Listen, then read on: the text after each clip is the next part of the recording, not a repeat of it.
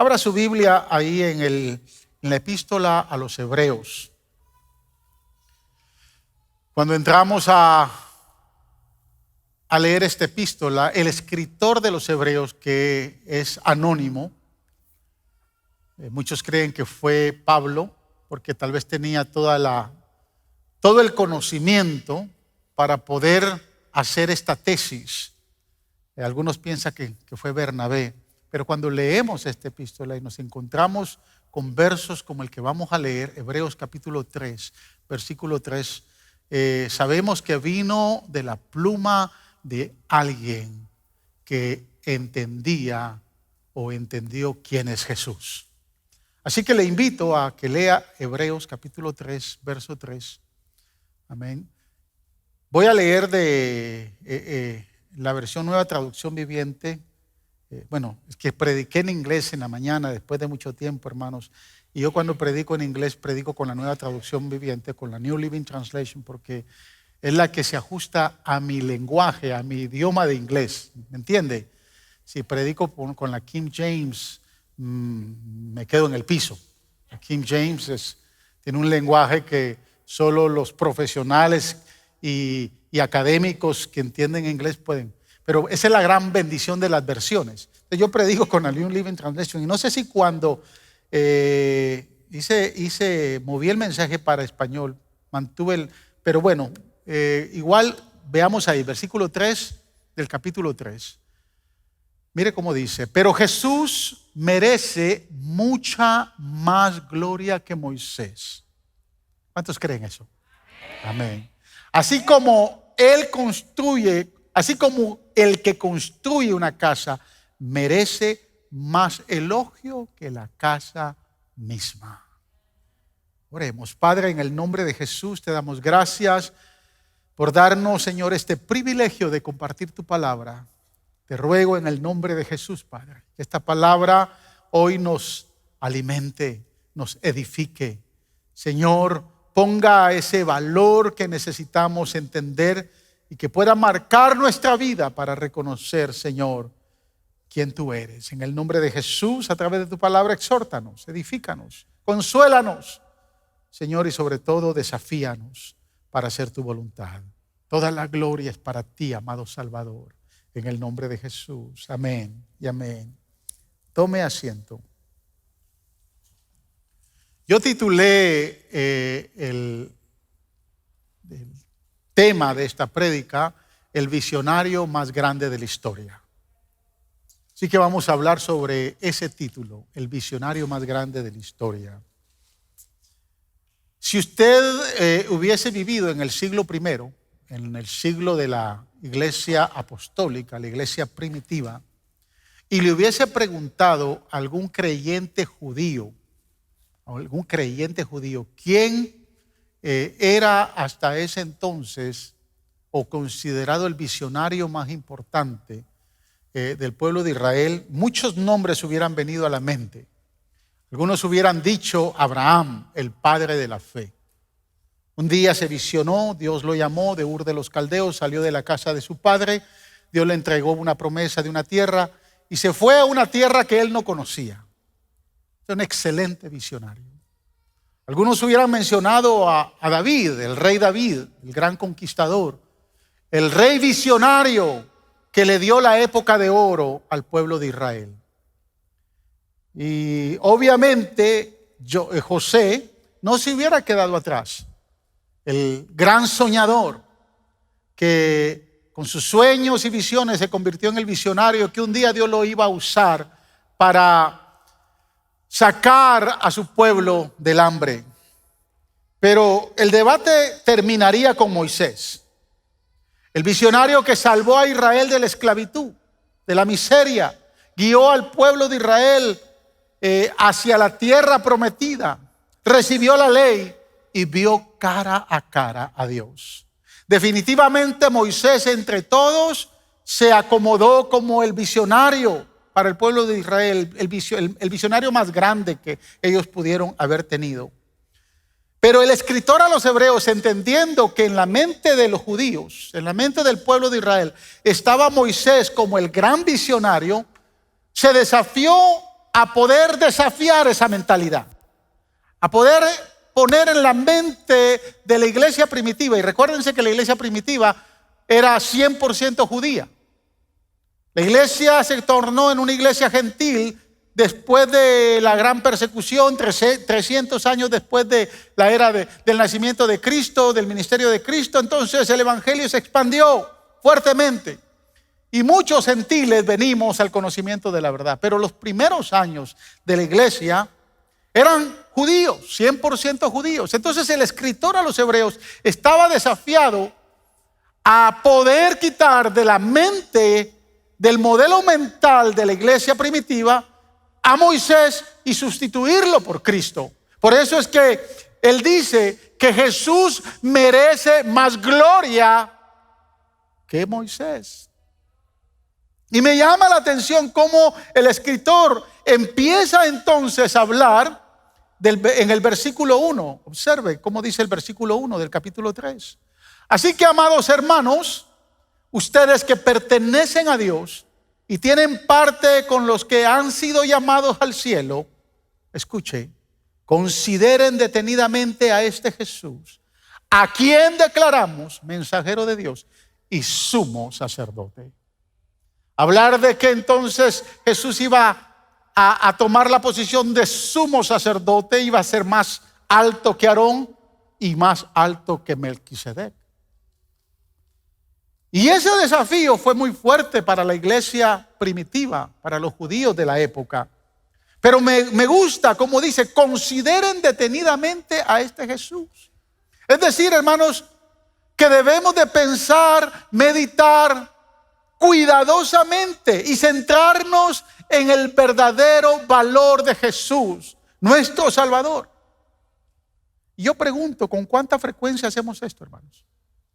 ¿Con cuánta frecuencia en esta época de pandemia, de crisis, de temor, de angustia y aún más en esta época donde todo el mundo anda a la ligera, que no tiene tiempo para pensar en nada? ¿Cuánto tiempo tomamos nosotros para meditar, para poner nuestra atención en Jesús?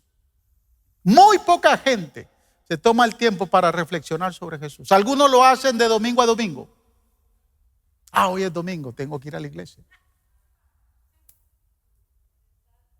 Hay algunos que no reflexionan en Jesús todos los días, no tienen una vida de oración, no se acercan a la... ¿Me estoy explicando? Y el apóstol que escribe dice, consideren cuidadosamente en Jesús. Mucha gente se ha preocupado hoy más por la pandemia. Mucha gente se ha preocupado, ha estado pensando más en su vida, cómo cuidar su vida física y por ende descuida su vida o su salud espiritual. Y para mí eso es una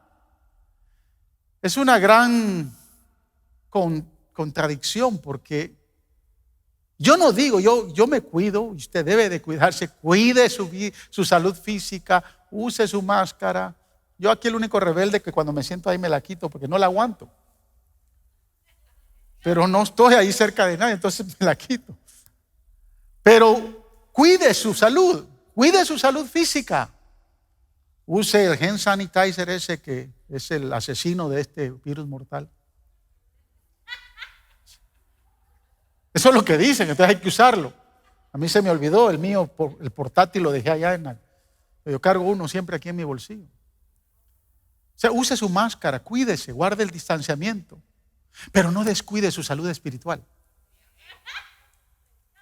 Hay muchos que por cuidar tanto su salud física han descuidado su salud espiritual. La pregunta es que en realidad, ¿qué tanto estamos poniéndole atención al Señor? Mucha gente se ha preocupado más por este virus, las noticias. Por todos lados está eso. Donde usted va, donde usted se mete, en el trabajo, donde sea. Y algunos tal vez ya nos tienen harto el COVID. Porque todo el mundo está pensando en eso. Y la pregunta sería, ¿qué estoy viendo yo en Jesús hoy que me enseñe a seguir siendo un gran visionario. Porque si podemos considerar a Jesús como el mayor visionario de todos los tiempos, ¿qué yo puedo aprender de él? Así que voy a compartir 3 puntos hoy que nos puedan ayudar a ser como Jesús, a ser como el visionario más grande de la historia. Amén. Aquellos que les guste apuntar, apunte número 1, el punto número 1, compasión inagotable. Compasión inagotable. Marcos capítulo 6, verso 34 dice: cuando Jesús salió de la barca, vio a la gran multitud y tuvo compasión de ellos, porque eran como ovejas sin pastor. Entonces comenzó a enseñarles muchas cosas. Fíjese que cuando estaba leyendo este versículo y estaba preparando el mensaje, me vino a la mente una pregunta. ¿Qué había en la mente de Jesús todo el tiempo? ¿Qué es lo que estaba pensando Jesús todo el tiempo? Y llegué a la conclusión que Jesús todo el tiempo estaba pensando en las personas, en la gente. La pregunta es, ¿qué hay en su mente todo el tiempo? ¿En qué está pensando usted todo el tiempo? Es más, ¿en qué está pensando usted ahorita? Sería impresionante, mire, que estas cámaras que tenemos acá, aquí tenemos una, ya tenemos 2, que nos sirven para transmitir el servicio ahorita por Facebook Live y por YouTube. Sería impresionante que estas cámaras tuvieran la tecnología que con un rayo láser pudiera apuntarle a su frente y que de inmediato, ¡boom!, apareciera lo que usted está pensando en la pantalla. No se preocupe, no tenemos esa tecnología. Pero sería interesante. ¿En qué pensamos? ¿En qué piensa usted todo el tiempo? ¿En qué está pensando ahora mismo? Usted el verso que leí no lo puede entender si no entiende el contexto. Yo siempre le he dicho que usted nunca lea un texto sin el contexto, porque si no va a encontrar un pretexto. No puede leer usted un texto sin leer el contexto. Y mira, el contexto empieza en el versículo 30, el contexto del versículo 34. Y leamos el contexto. Versos del 30 al 33. Los apóstoles regresaron de su viaje y le contaron a Jesús todo lo que habían hecho y enseñado. Entonces Jesús les dijo: vayamos solos a un lugar tranquilo para descansar un rato. Lo dijo porque había tanta gente que iba y venía que Jesús y sus apóstoles no tenían tiempo ni para comer. ¿Puede imaginar eso? Así que salieron en la barca a un lugar tranquilo. No sé, tal vez a Hawái, no sé, un lugar tranquilo, donde pudieran estar a solas. Pero mire, el verso 33 es impresionante. Pero muchos los reconocieron y los vieron salir. Y gente de muchos pueblos, no dice de poquitos pueblos, de muchos pueblos, corrió a lo largo de la orilla del lago y llegó antes que ellos. Así que cuando Jesús llega al lugar que había elegido para descansar y comer, porque no había comido nada, cuando llegó ahí se encontró con la gente que no lo dejaba comer. Y es aquí donde dice la Biblia que cuando Jesús los ve a esa multitud de personas, el Evangelio dice que tuvo compasión de ellos. Wow. La misma gente que no lo dejaba comer, que no lo dejaba descansar y que se le adelanta, porque hay gente muy lista, hermano, que se le adelanta a uno. ¿Le ha pasado? Cuando usted viene a ver, ya le comieron la carrera. ¿Ha estado usted en una situación similar a como esta, hermano? ¿Le ha pasado que cuando usted está cansado, con hambre, y lo único que quiere es comer y descansar, y de repente recibe usted una llamada? Su caller ID dice: el pastor está llamando. A la hora que se le ocurre al pastor llamando. O de repente alguien, un familiar, un amigo que quiere llamarlo. Y usted dice, bueno, decide coger la llamada. ¿Aló? Y a veces, what do you want? Así bien. No, que te estoy llamando porque mira, necesito que me ayudes. Ahorita tengo un problema. Ay, usted dice, ay, si no he ni comido. ¿Te ha pasado? ¿Qué hace, hermano? ¿Qué hace usted? Mire lo que hicieron los discípulos, versos 35 y 36. Al atardecer, los discípulos se le acercaron y le dijeron, porque obviamente habían pasado al otro lado, habían estado ocupados todo el día, habían llegado al lugar donde querían descansar, encontraron a la multitud. Y finalmente los discípulos le dijeron, como vieron a la multitud ahí, este es un lugar alejado, ya está siendo muy tarde. Despide a toda esta mara, Señor. Despide a las multitudes para que puedan ir a las granjas y aldeas cercanas a comprar algo de comer. Yo me imagino a Pedro, ¿no? Diciéndole a su hermano Andrés y a Juan, estoy cansado, men. Yo me imagino que hicieron, se alejaron, hicieron un consejo ellos. Así, mucha, ¿qué hacemos? Estoy cansado, men. Anda vos, Andrés, anda a decirle que despida a toda esta gente. Yo lo que quiero es comer y lo que quiero es descansar. Que se vayan, que se vayan.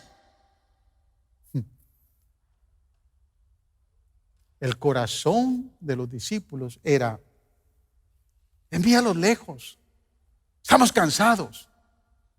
Pero el corazón compasivo de nuestro gran visionario fue, venid a mí todos los que estáis cansados y trabajados, porque yo os haré descansar. ¡Wow!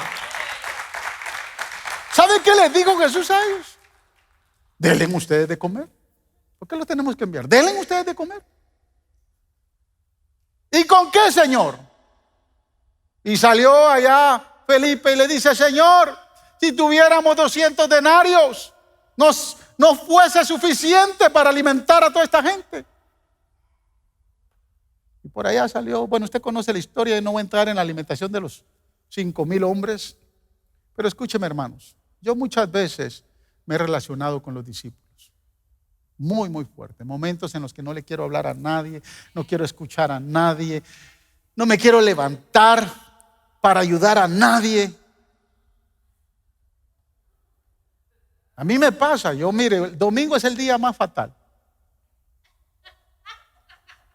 Yo estoy aquí desde las 7 de la mañana, tuve la reunión con los ancianos de la iglesia, terminamos a las 8:30, a las 8:30 empezó el servicio y me tocó predicar en el servicio de la mañana y después de ahí medio me fui a tomar un café, estábamos hablando con los pastores Alvarado en la oficina y rápido ya para el servicio ahora y estoy predicando acá y termino a las 12, 1, si usted me ayuda, y ahorita tengo una reunión con el Ministerio de Caballeros hasta las 2:30. A las 3 tengo una reunión por Zoom con el Ministerio de Matrimonios. Y a las 5 voy a estar acá. No sé si me toca predicar, pero voy a estar acá. Y a las 7 ya voy para la casa. ¿Usted cómo cree que me siento yo al final? Y hay hermanos que a veces, tal vez no entienden obviamente el trajín que tengo el domingo, vienen bien fresquitos a las 5 de la tarde. Y termina el servicio, pastor, quiero hablar con usted. Y yo me he relacionado con los discípulos. Yo voy a mandar a este hermano que se va a la casa. Otro día. Si le ha tocado, perdónenme, pero en realidad mi anhelo, hermanos, es ser más como Jesús. Tener esa compasión. Ver de la misma manera las necesidades de la gente como las vio Jesús. Mire, el verso 34 dice, ¿por qué Jesús es compasivo? Dice el verso 34, que Jesús tuvo compasión de ellos porque eran como ovejas sin pastor. Jesús compara, escúcheme bien, compara a las personas con ovejas. No nos compara con monos, ni con perros, ni con gatos. No, nos compara como ovejas. Charles Darwin dijo que nosotros, ese tipo nos comparaba con los monos porque dice que veníamos de los monos. Pero Jesús le bota toda la teoría de la evolución cuando dice que somos como ovejas y no como monos. Pero ¿por qué Jesús dice que somos como ovejas? Bueno, hay varias características de la oveja. Número uno, la oveja no tiene sentido de dirección, hermanos. Se pierde en cualquier lado. Sí, se pierde en cualquier lado. Las ovejas, usted no las puede dejar no son como el perro, no son como el gato, ¿no? ¿Cuántos tienen perros aquí? Sí. Yo tengo 2 en casa, hermanos, que el día viernes, de viernes al sábado en la madrugada me dieron ganas de mandarlos. Porque tengo uno que ya lleva 10 años con nosotros, que es más miedoso cuando empieza la tormenta, empiezan los rayos, empiezan los truenos. No deja dormir a nadie. No sé si le pasa con los suyos. Y estaba ladra y ladra, ladra y ladra, y eran las 2 de la mañana y me tuve que levantar. Me fui a la sala, lo saqué de ahí de donde él duerme para que se viniera a echar a la par mía. Y a que le sobara la barriga para que se sintiera seguro. Y finalmente me acosté a las 2 de la mañana. Pero a la hora como que el otro se dio cuenta de que este estaba ahí y le empezó a dar celo. Y empieza a ladrar. Mire, me dieron ganas de botarlos a los dos, de abrir la puerta, váyanse y nunca más vuelvan. ¿Le ha pasado eso? Pero el perro tiene la característica que aunque usted haga eso, lo bote de casa y se van lo más campante, porque ellos lo que quieren es la calle. Y se van. Y quieren, bueno, que no regresaran, pero a las 2 horas le están rascando la puerta a usted. Regresan porque tienen sentido de dirección. La oveja no. La oveja se pierde en el patio de su casa, hermano. No tiene sentido de dirección. No tiene la capacidad de ver muy lejos. No es como el águila. El águila tiene visión 20-20. Pero la oveja no. No tiene esa capacidad. Por eso es que muchos de nosotros usamos lentes. Y el que no lo usa tarde o temprano los va a usar. Espere llegar a los 40, 50. Mire, las ovejas no comen cualquier cosa, hermanos. Son muy delicadas. Porque se enferman fácilmente. Son muy picky. Hay gente aquí que no le come cualquier cosa. Usted le ofrece algo. No, yo no como eso. Yo hoy no como muchas cosas porque guardo mi salud, pero a mí me gusta de todo. Yo comía antes carne roja. Hoy ya no la como porque no es porque no me guste, pero yo guardo mi salud. Pero bueno, usted no lo tiene que hacer, yo le estoy dando mi experiencia. La oveja no tiene su propio sistema de defensas, por eso es que necesita del cayado para la guianza y la protección. Y por eso Jesús tiene compasión por las personas, porque son como ovejas. Amén. Y de la misma manera nosotros debemos de ser más compasivos. Número 2. Su impresionante capacidad de perdonar. O sea, Jesús lo hizo el mayor de los visionarios, fue por su impresionante capacidad de perdonar. Vaya conmigo ahí a Juan capítulo 8, versos del 3 al 11. Un poquito largo, pero lo vamos a leer. Si lo leí en inglés, lo voy a leer en español. ¿Cómo no lo voy a leer en español? Dice, mientras hablaba, los maestros de la ley religiosos y los fariseos le llevaron a una mujer que había sido sorprendida en el acto de adulterio. La pusieron en medio de la multitud. Maestro, le dijeron, esta mujer fue sorprendida en el acto de adulterio. Verso 5. La ley de Moisés, ¿se recuerdan cómo tenían a Moisés? La ley de Moisés manda a apedrearla. ¿Qué tú dices? ¿Qué tú dices? El verso 6 es clave. Para que dijera algo que pudieran usar en su contra. Pero Jesús no le responde, se inclinó y escribió con el dedo en el polvo o en la tierra. Como ellos seguían exigiéndole una respuesta, él se incorporó nuevamente y le dijo, muy bien, Pero el que nunca haya pecado, que tire la primera piedra. Wow. Luego volvió a inclinarse y siguió escribiendo en el polvo.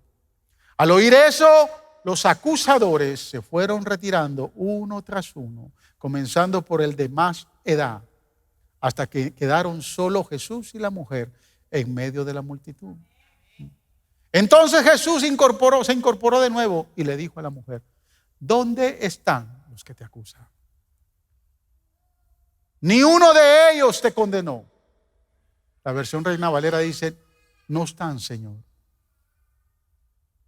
Ni uno, Señor, dijo ella. Yo tampoco, le dijo Jesús. Vete y no peques más. Wow, gloria al Señor. Qué precioso pasaje. Versículo 6 dice que intentaban tenderle una trampa para ver qué era lo que él decía. Ahora escúchame bien.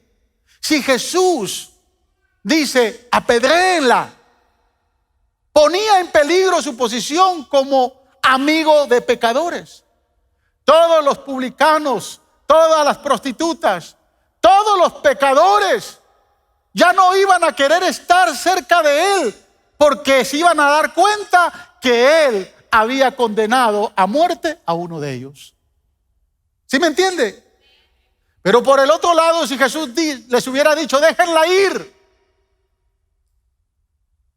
él sabía que estaría deshonrando a la palabra de Dios que él había venido a cumplir en esta tierra. Por eso es que él dice que no les dijo nada. Siguió escribiendo, se puso a escribir, se bajó y se puso a escribir, se inclinó, se escribió con el dedo en el polvo. Escúchame bien. 2000 años atrás, antes que Jesús, el dedo de Dios había escrito en tablas de piedra: no cometerás adulterio. 2000 años después, el dedo de Dios en las manos de Jesús está escribiendo en el polvo. Wow. La pregunta es: ¿qué Jesús escribía? La Biblia no dice exactamente qué Jesús estuvo escribiendo. ¿Sería la causa de lo que él escribió que hizo sentirlos culpables a ellos? Creo que lo que Jesús escribió fue el cumplimiento de Jeremías capítulo 17, versículo 13. Y mire cómo dice este verso. No sé si lo tienes, hija. Señor, tú eres la esperanza de Israel. Y quiero que le ponga atención. Todo el que te abandona quedará avergonzado. El que se aparta de ti quedará como algo escrito en el polvo. Porque abandonó al Señor, al manantial de aguas vivas. Yo quiero que usted entienda esta actitud que Jesús está tomando. Él empieza a escribir en la tierra, en el polvo. Y el profeta Jeremías dice: todos aquellos que te han abandonado quedarán avergonzados y sus nombres quedarán escritos en el polvo. Me imagino que tal vez el Señor empezó a escribir: Juanito cometió también adulterio. Pepito se robó tanto de las ofrendas del templo. Y empezó a escribir aquellos que habían juzgado a aquella mujer desde su pecado, pero no desde la condición de ellos. Y en defensa de aquella pobre mujer, la roca eterna de la salvación se levanta y le dice a los acusadores que tenían rocas en las manos: el que esté sin pecado, tire la primera piedra. Aleluya. Porque la roca de la salvación destruye cualquier piedra de acusación. Destruye todo ataque que venga en contra de su vida. Y me gusta la respuesta la pregunta de Jesús. ¿Dónde están tus acusadores? En el verso 10. Estos fariseos, líderes religiosos hipócritas, habían acusado a esta mujer desde su propio juicio, desde su propia realidad. No tenían la capacidad de juzgarla desde su propia conciencia. Y muchas veces, hermanos, nosotros hacemos lo mismo. Cuando alguien comete una falta, lo juzgamos desde nuestros propios juicios y usamos la palabra. Pero la invitación de Jesús es aquí que reflexionemos para juzgar desde nuestra propia realidad, desde nuestra propia conciencia. Y si nuestra conciencia está limpia, entonces tenemos derecho a juzgar. Por eso es que Romanos capítulo 8, versículo 1 dice: ¿quién condenará a los escogidos de Dios? ¿Quién los condenará? Cuando nosotros podamos ver esa realidad, podamos ver lo que Jesús ve en las personas. ¿Qué vio Jesús en esta adúltera que es tirada en el piso cuando la llevaron? ¿Qué vio él? ¿Sabe qué vio? Pureza. No la estaba viendo como una adúltera. Estaba viendo que esa mujer necesitaba una oportunidad para levantarse, y al levantarse entonces iba a empezar a vivir una vida pura. Jesús era el único que tenía la capacidad para ver a esta mujer con pureza. ¿Qué vemos nosotros cuando vamos a juzgar? Cuando alguien nos ofende, cuando tenemos que perdonar a alguien, ¿qué vemos? Si vemos lo que Jesús ve en las personas, entonces tendremos la capacidad impresionante de poder perdonar. Número 3. Vamos rápido, hermanos. Hoy como que ustedes han estado orando fuerte. Número 3. Escriba: amor incondicional. Lucas capítulo 15, versos 1 y 2. Dice: los cobradores de impuestos y otros pecadores de mala fama. Wow.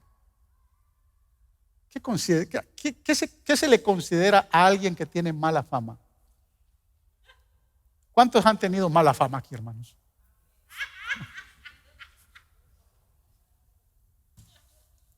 Yo le voy a decir, todos hemos tenido mala fama. Todos hemos tenido, a no ser que usted todavía se crea que no necesita a Jesús. Los cobradores de impuestos y otros pecadores de mala fama a menudo venían a escuchar las enseñanzas de Jesús. Por eso los fariseos y los maestros de la ley religiosa se quejaban de que Jesús se juntaba con semejantes pecadores y hasta comía con ellos. Wow, interesante. Quienes les gustaba andar con Jesús. Escúcheme, muchas veces Jesús dijo estas palabras: los que tienen oídos para oír, oigan. Y los publicanos, los pecadores, los que recolectaban los impuestos, las prostitutas, los ladrones, todos aquellos que tenían mala fama, solían hacer eso todo el tiempo, escuchar a Jesús. Los maestros de la ley, los religiosos, los notorios, los espirituales, aparentemente no lo buscaban para escucharlo, lo buscaban para criticarlo. No tenían la capacidad de sentarse y escuchar un mensaje del Señor. Por eso es que estaban molestos, estaban furiosos, porque Jesús se sentaba con ellos. Es que Jesús se va a sentar con el que quiera escuchar. Él no se sienta con el que no quiere escuchar. Y mire, se enojan tanto que le reclaman y Jesús no les responde, no les pone atención. En cambio les cuenta 3 parábolas, ahí mismo en el capítulo 15. Les cuenta 3 parábolas. La parábola de la oveja perdida, la parábola de la moneda perdida y la parábola del hijo pródigo, del hijo perdido. 3 parábolas. Y yo sé que usted ha leído cada una de esas 3 parábolas. La de la parábola de la oveja perdida, hasta un cántico hay. Eran 100 ovejas. ¿Verdad? ¿Usted ha escuchado el cántico? El pastor sale, deja las 99 y se va en busca de la perdida. La parábola de la moneda perdida habla de una mujer que anda buscando, se le ha perdido un dracma, se le ha perdido una moneda, y anda buscando debajo de la cama, en la alacena, en todos lados.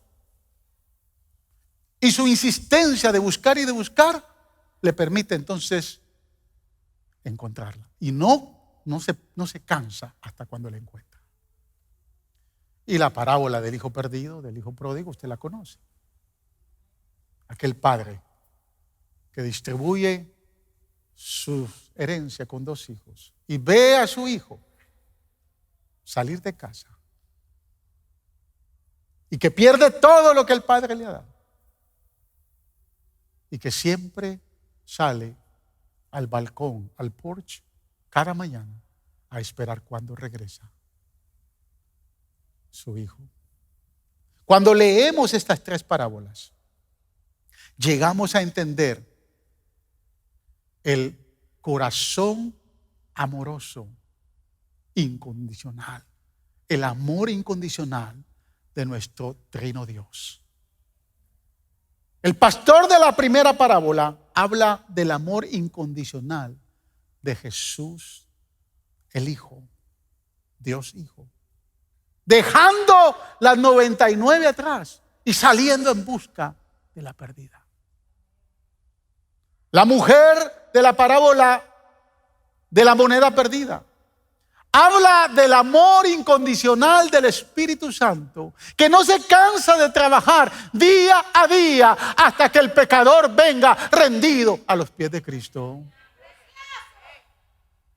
Y la parábola, el padre de la tercera parábola, la parábola del hijo pródigo, del hijo perdido, habla de aquel padre que siempre está esperando que sus hijos vengan y regresen a casa. Cuando usted evalúa esas 3 parábolas, va a evaluar el amor incondicional de un Trino Dios. Quiero preguntarle algo. ¿Alguna vez se le ha perdido algo, hermanos? ¿Sí? Las llaves, el teléfono. ¿Cuál es su actitud cuando pierde algo?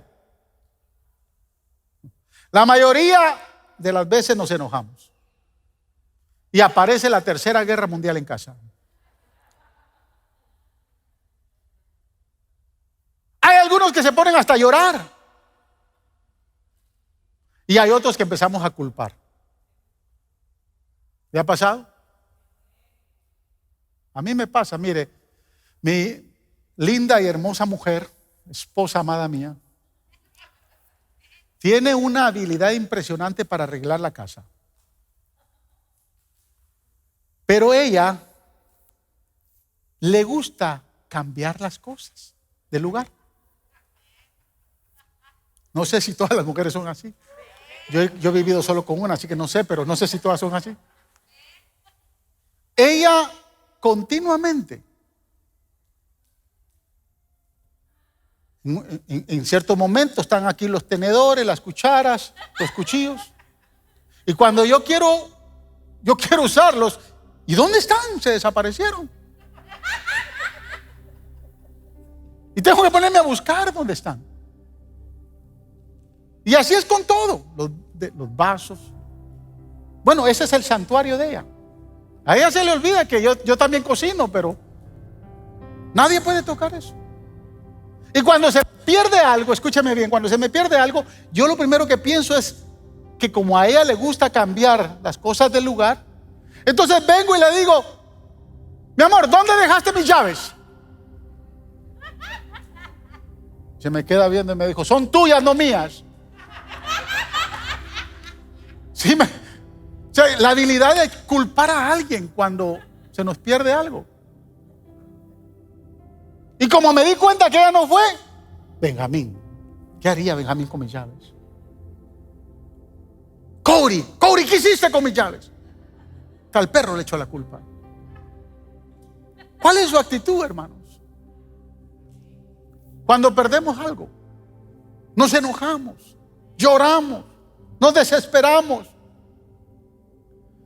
Observe la actitud de Jesús. Lucas 19, verso 10. Porque el Hijo del Hombre vino a buscar y a salvar los que estaban perdidos.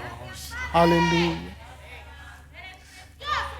No se cansa, Él no se cansa. Por amor a nosotros, no se cansó. Si hay alguien aquí hoy que no conoce a Jesús, Jesús ha venido siguiéndole porque le ama. Le ama. Si hay alguien que me está viendo ahí a través de las cámaras y que entró tal vez hoy y dice, vuelve otra vez Jesús a mencionarse en mi vida. Sí, porque te ama. Romanos 5:8 dice, pero Dios mostró el gran amor que nos tiene al enviar a Cristo a morir por nosotros cuando todavía éramos pecadores. Aleluya. Qué amor incondicional, inagotable, eterno, tierno. Qué amor glorioso, justo, perfecto, verdadero, que nos tiene el Padre a través de su Hijo amado Jesús. Mire, siempre que he invertido en el reino de Dios, dando mis diezmos, mis ofrendas, pienso como que si tuviera una cuenta bancaria en el cielo. Es bíblico lo que le voy a decir. Es decir, cada vez que damos nuestros diezmos y nuestras ofrendas, como que hubiera una cuenta en el Celestial Savings Bank que se va tomando en cuenta para que cuando vengamos en gran necesidad nunca nos falte nada, porque hemos sembrado, y todo el que siembra cosecha. Pero ¿será posible que tengamos más de una cuenta bancaria en el cielo?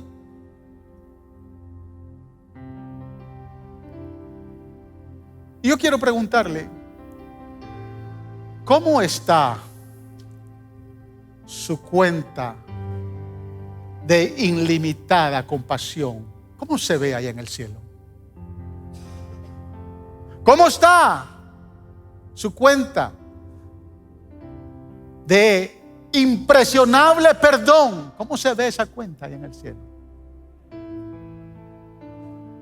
¿Cómo está su cuenta de incondicional amor allá en el cielo? ¿Cómo se ve esa cuenta? Quiero decirle algo. La falta de amor, la falta de perdón y la falta de compasión nos van a limitar para que cumplamos nuestra visión aquí en la tierra. Nos van a limitar para que podamos avanzar y lograr y emprender cosas grandes. Si algo hoy podemos aprender de el visionario más grande de toda la historia, es aprender a tener la compasión que él tuvo, a perdonar como él perdonó y amar como él ama. Porque la compasión, el perdón y el amor son poderosas armas para ayudarle, para empoderarlo y llevarlo a cumplir su visión.